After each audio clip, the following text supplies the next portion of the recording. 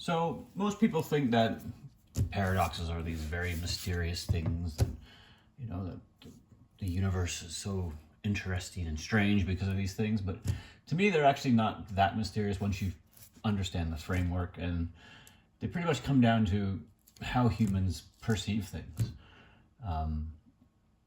and the mismatches in between how we identify things and what things really are. And you see this in physics, math, and logic. Economics, computer science, and even religion. The funny thing is, in each of these fields have their own terminology for what the paradox is. But when you strip away all the lingo, they're all the same paradox, and I'm going to show you that here. Physicists talk about observers and frames. Mathematicians talk about limits and infinities. Economists talk about equilibrium. Mysticists talk about unity. And they each have their own silo of knowledge, right? And you think that they're all completely unrelated, and there's human ego involved. They think that their silo of knowledge is more important than another silo, but they're all really speaking the same language. At first, you would think like Zeno's paradox, right? The tortoise. Let me see if I can draw a tortoise here. Tortoise. Is that what it looks like? Yeah. Running across the line. Or like the liar's paradox, or the ship of Theseus. Is that how you say his name? Theseus? Have nothing to do with quantum measurements and all that stuff, but they're all actually the same. And you strip down all the terminology and just look at what the paradox is. So yeah, we're going to go through a couple of I'm going to show you the axioms, build up the framework for you, and then we'll go through a couple of paradoxes, all right? So let's start with the axiom, sorry. Now, the first axiom is the observer exists. Now, I know some people may roll their eyes and be, oh, this is going to be a woo-woo thing, and it's about consciousness making the universe. I'm not making any big claims. The point is we need to pick a word for what this is, okay? In physics, it's called an inertial frame. In math, it's called a coordinate system. In computer science, we call it reference. In relativity, it's literally a world line. So we can't deny that it's there, okay?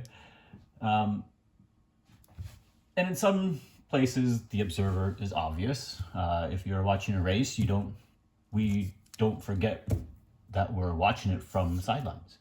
In other places, especially the stranger corners of math and logic, we pretend the observer doesn't exist. And this leads to trouble. For example, in relativity, the observer is unavoidable. You can't even state the laws without specifically specifying who's measuring it.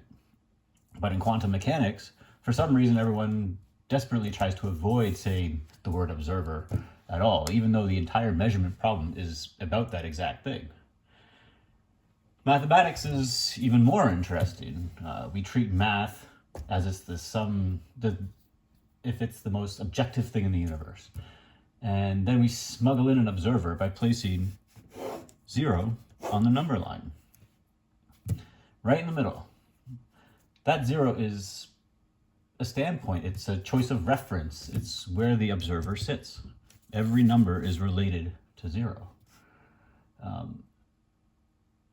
So that's axiom 1. The observer exists, and we need to find out where he is in every paradox to make paradoxes make sense. So that's axiom 1. So let's move on to the second axiom. I'm going to use the same piece of paper because graph paper is getting really expensive. No wonder why not many people are doing math anymore. So the second axiom is that identity is imposed.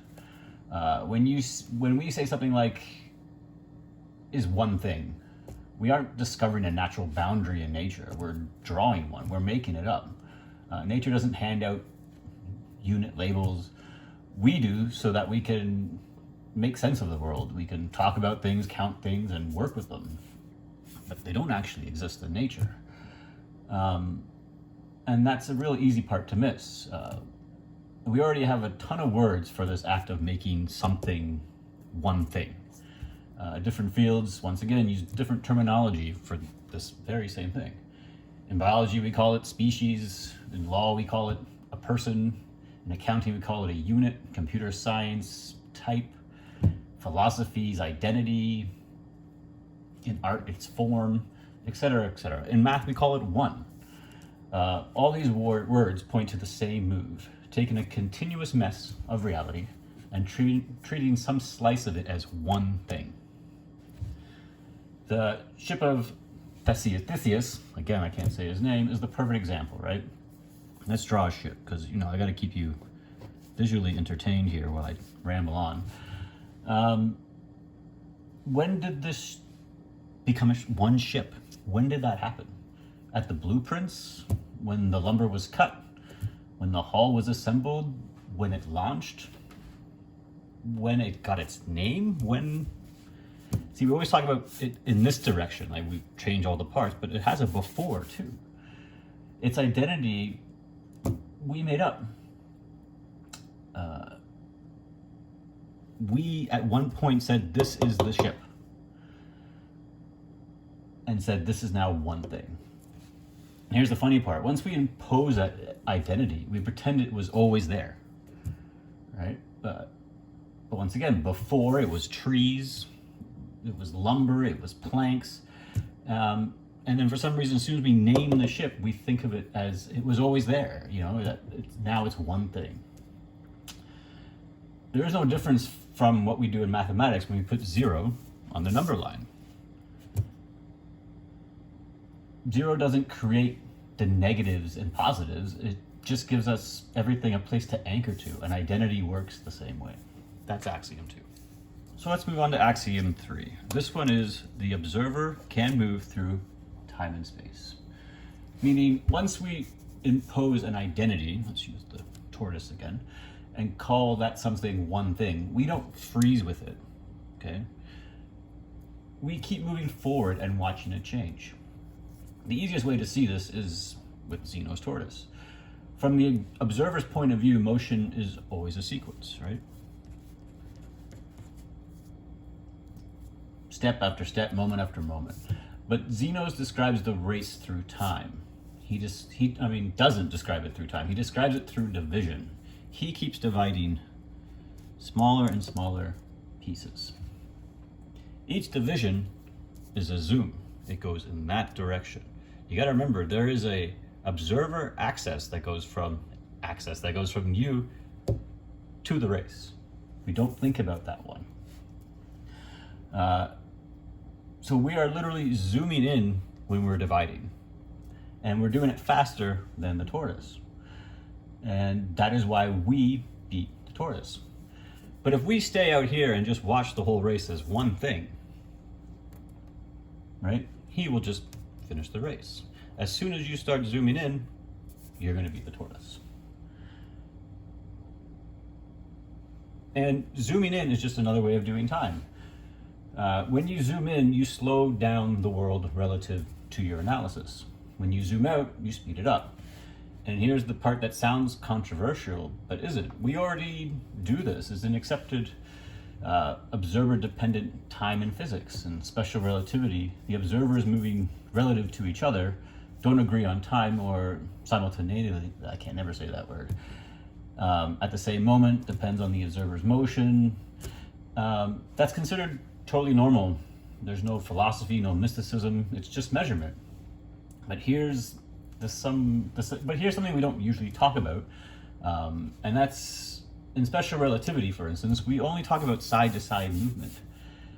We don't treat zooming in and out as moving, but it is. There's no difference between moving in this direction and this direction. They both take time, and they're both moving. So that's axiom 3. So axiom 4. Collapse deletes information. So let's go back to the number line to get an intuitive sense of this. Inside the infinite set where we live, when you zoom in, you can see the integers. You can see signs, you can see order, you can see succession, steps. You can even impose a 0 right at the center. where you are, right? This is all the inside view perspective. But if you zoom out far enough, so that would be in this direction, eventually the integers would disappear. Not because they stopped existing, but because they dropped below our resolution. We can't see them. When the observer zooms out, the number line stops being discrete. It becomes a continuum, right? We see this between 0 and 1. So we lose all this information. But what we can see once we get far enough away, we can see ratio, we can see density, we can see rate, symmetry. This is no different than when we, on the line, 0 to 1, right? We can find 1/2, all that stuff. But here's the point. The zoom deletes the details of the steps from going one to the other. So you ask yourself, which kinds of things survive collapse? Not the new data, not the labels, not the sequence. What survives is relationships. This is why the outside the set we get ratios and densities. This shouldn't surprise us. It's exactly what happens in analysis, and it's why the famous example of 1 plus 2 plus 3 plus 4 plus 5 gives you negative 112. It's really it's not about the sum, it's about the collapse. This inside view diverges, it grows forever. The outside view gives you a rational invariant after analytic continuation. Same symbol, different structure, different information. And you think that this is some woo-woo stuff, just remember, physics does this exact thing all the time. Physics almost never cares about the raw magnitudes. Physics cares about invariance. We don't care about distance, we care about velocity. We don't care about momentum, we care about force. We don't care about mass, we care about density. We don't care about fields values, we care about gradients, etc., etc. These are all ratios, densities, and symmetries. They're the things that survive the collapse. So that's axiom 4. Now that we have our 4 axioms, we should put them in a framework, right? To see how they all fit together. Now, usually the observer, that's my observer with the eye, usually comes from the observer, which is you. But in order to absorb, I can't even say the word, observe the observer, we need to put him here so we can keep an eye on where he is. Okay? Now the observer can look at the number line, and this is the world we live in. We see many things. We see parts, steps, digits. We see an infinite amount of things because we're inside the infinite set. And this is what the inside view is all about. Another thing is that the inside view has time.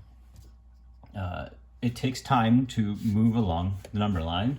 It takes time to do calculations. It takes time to figure out a prime, if this number way over here is prime. It takes time to figure out the millionth digit of pi.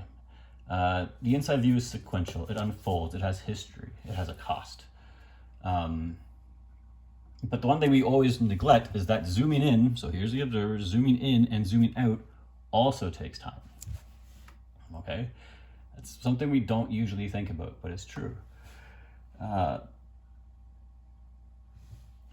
They both contain time. Remember this idea for when we discuss the liar's paradox. You'll see how much this makes sense then. But something interesting happens when the observer zooms out instead of zooms in. So we got to go this way. We'll move the observer up here.